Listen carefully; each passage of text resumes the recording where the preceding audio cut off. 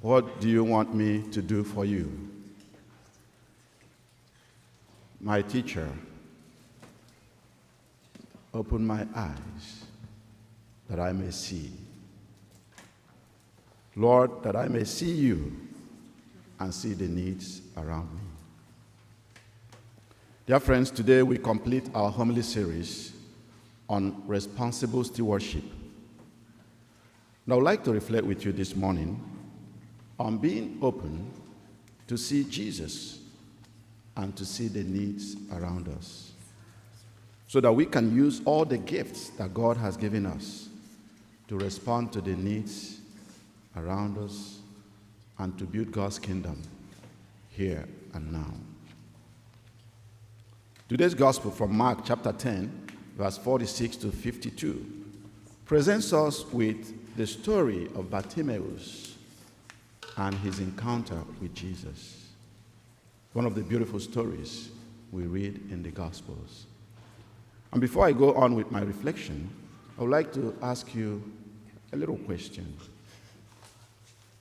Is it possible that a blind person could have more faith than a sighted person?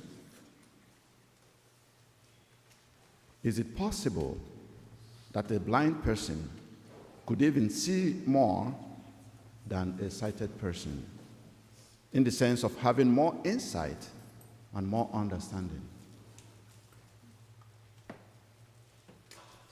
Well, St. Mark, in the gospel we just read, seems to think so. And that seems to be the whole point of this story. Bartimaeus was a blind man, a poor man, who sat by the roadside begging for alms. Being physically blind, he was unable to see people around him. He was unable to see what was happening, but he was able to hear. Even though he was not able to see, but he had more faith and insight than some of the disciples of Jesus and the people of his time. Hence, he was able to see in Jesus Christ the Messiah who can heal him and save him from his pitiable condition. And that is why he cried out. When he heard that Jesus was passing by, he heard the noise around. Who is this? What is happening? They say Jesus is passing by. And he thought of all that he has heard about Jesus, his miracles, the way he has touched people's lives. And he began to cry out, Jesus, Son of David, have mercy on me. Jesus, Son of David, have mercy on me. He couldn't see, but he knew that Jesus has power. You know, Bartimaeus' story reminds us that there are two types of blindness. There is a physical blindness, and there is a spiritual blindness. While you and I may not have physical blindness, spiritual blindness can afflict all of us. Because there is sometimes, or most often, places in our lives, in the lives of others, that we are blinded to. Just as Bartimaeus was blind to the physical world, many of us can be blind to the needs of those around us. We can become so consumed with our own lives, our own struggles, and our own desires that we fail to see the sufferings and the needs of others. This spiritual blindness can prevent us from being true disciples of Jesus Christ, who calls us to follow him and to love our neighbor as ourselves. Bartimaeus did something remarkable and courageous. While people were telling him to keep quiet, to shut up, he was not discouraged. His physical disability did not prevent him from reaching out to Jesus. The obstacles on his way could not stop him because he knew what he wanted, and he had faith that Jesus can save him. And he cried out all the more loudly to Jesus for mercy and healing. We see that Jesus is always a compassionate and caring person. Jesus is never indifferent to our problems, to our needs. When we cry out to him with desperation, when we come to him with faith and trust, he never passes us by. As Bartimaeus was crying out, shouting, "Jesus, Son of David, have mercy on me," even though every other person around him was trying to prevent him, we are shouting him down, Jesus stopped. He stopped everything he was doing. He gave his time to this man who was marginalized, who was at the fringe of life. Jesus stopped and said, "Call him here. Call him here." And when Bartimaeus came to Jesus, he asked him this question: "What do you want me to do for you? What do you want me to do for you?" A very direct question. Imagine Jesus comes here at this mass now and say, "What do you want me to do for you?" What would your answer be? What is your intention for coming to this mass? Did you have something in mind while you are coming to this mass? This is what I'm going to present to God. This is what I'm going to ask. This one thing is what I need. And we see that Bartimaeus has a need, and he knows what he needed. And he told Jesus, "My teacher, Lord, open my eyes so that I may see." And because of his faith, because of his trust in God, Jesus restored Bartimaeus' sight. And in that moment, Bartimaeus not only regained his physical sight, but also he had his spiritual eyes opened so that he can see what is most important. He saw the needs around him. He saw the need to follow Jesus, to become a missionary, to become part of the mission of Jesus, part of going to do good.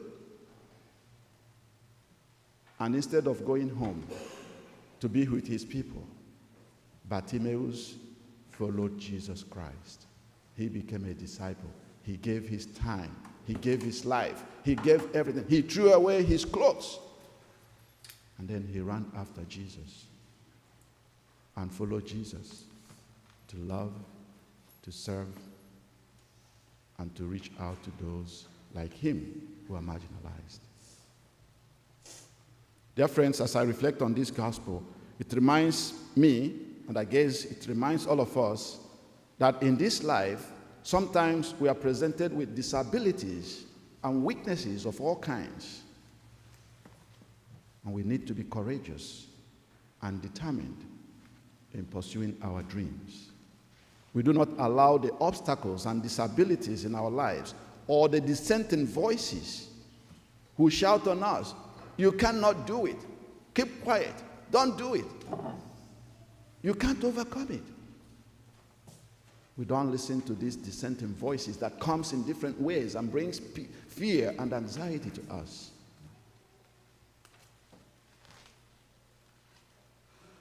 We don't allow them to stop us in our faith journey and in our life endeavors. Also, as I reflect on this gospel, it invites us to examine how do we treat or deal with our disabilities. Those your disabilities, those my disabilities, those disabilities we find in our lives. How do we deal with it? And how do we treat those with disabilities around us? Do we see them as disturbances, as the people saw Bartimaeus disturbing them? Shut up, don't cry out.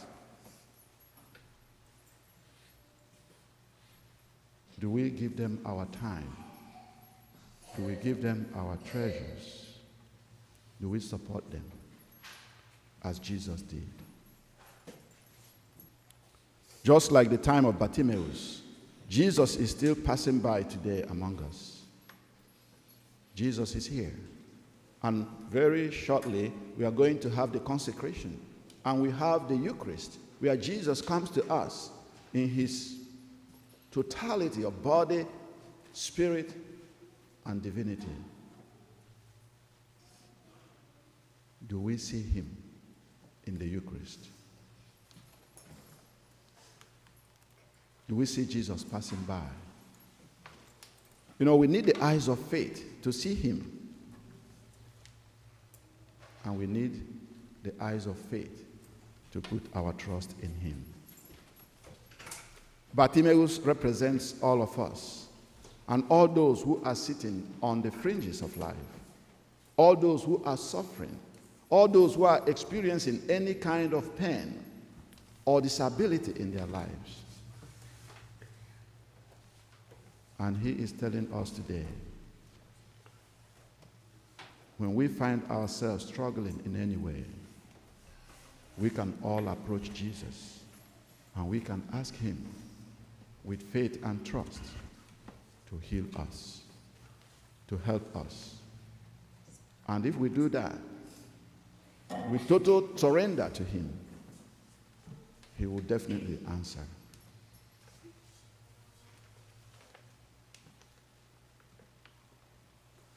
Like Bartimaeus, who after receiving his sight, followed Jesus on the way, we are called to become missionary disciples and to use our gifts of time, talents, and treasures responsibly for the glory of God and for the good of others.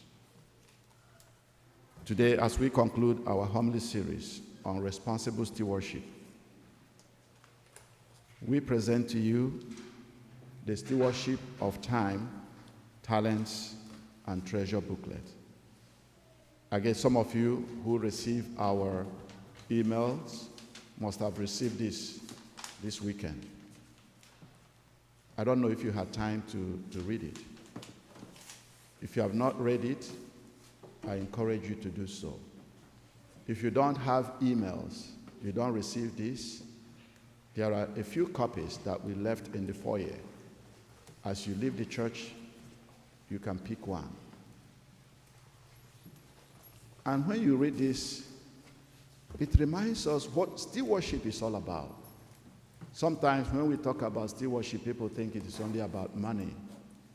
Stewardship is not just about money, about treasure. Even though we need money to run the church, even though we need money to sustain our facilities, even though we need money to pay the staff, those are important. But that's not all that stewardship entails.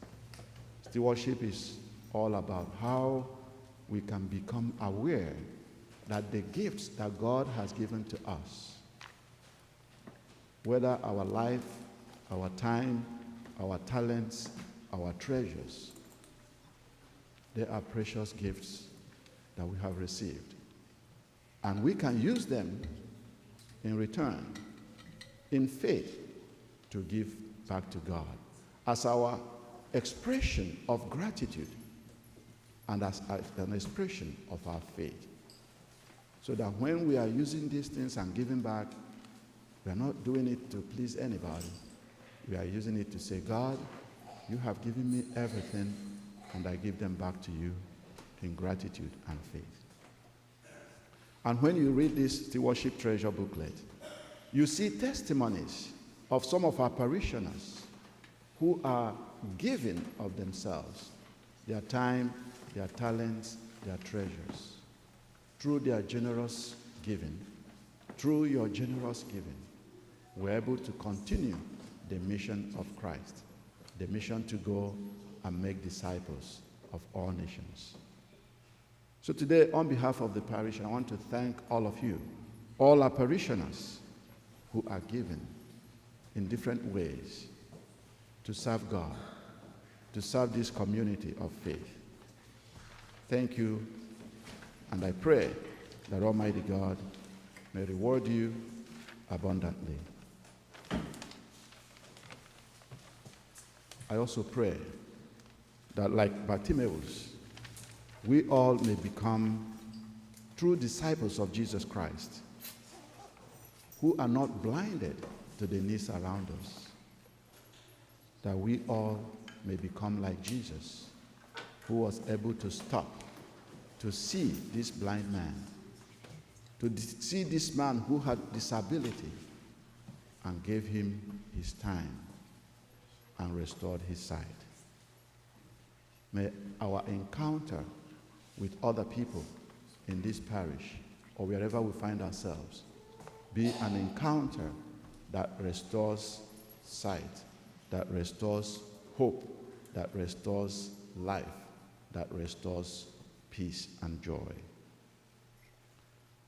So this week, I would like to invite you to reflect on these points. What are the blind spots in my life? What are my disabilities? Do they prompt me to seek Jesus in faith and trust? Or do they prevent me from seeking him?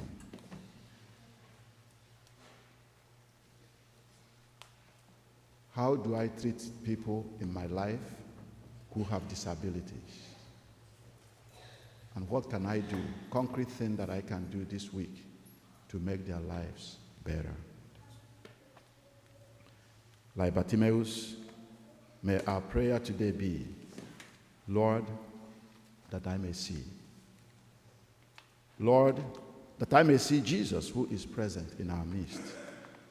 Lord, that I may see Jesus in my brothers and sisters who are struggling. Lord, that I may see the needs of those around me, in my family, in my church and community. May God give us the grace and the courage to stop, and may he give us the courage to use our time, our talents, and our treasures responsibly to serve God and to serve our faith community, so that through us, he may continue to make a difference in this world. And this is our prayer through Christ our Lord.